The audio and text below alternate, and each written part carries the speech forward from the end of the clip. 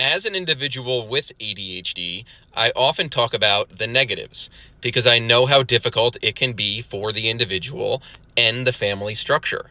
And ADHD is something that needs to be taken seriously so the individual and the parents can get the supports that they need.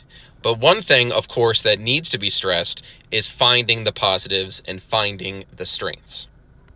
I am definitely a firm believer that individuals with ADHD can think outside the box, be incredibly creative, and really hyper focus on something so they can gain mastery over various tasks.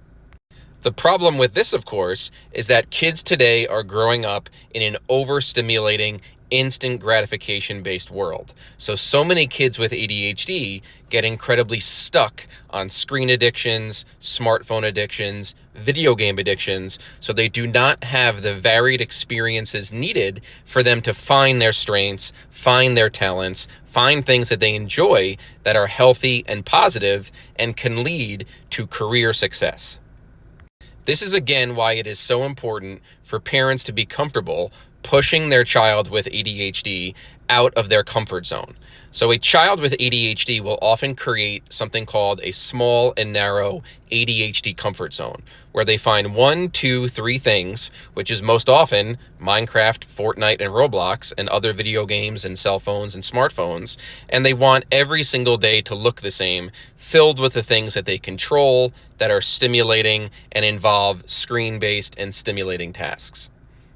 This is why it's so incredibly important. One of the most important roles you play as a parent is to push your child out of their comfort zone and push them into varied experiences, because that is truly how executive functions are developed and strengthened.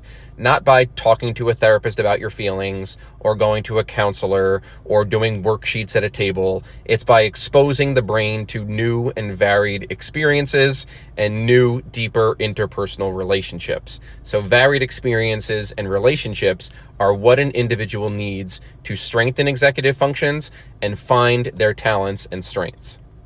What I often find with individuals with ADHD is they tend to be better at individual-based sports like wrestling, tennis, golf, ping pong, those sorts of things. Getting them interested in movement-based tasks, even sports-based tasks, where it's not team-based, they tend to do a little bit better towards that. And even if you get them involved in other after-school activities like the chess club, debate club, or young politics club, whatever it may be, get them involved in something that's going to surround them with other people and develop their self-worth.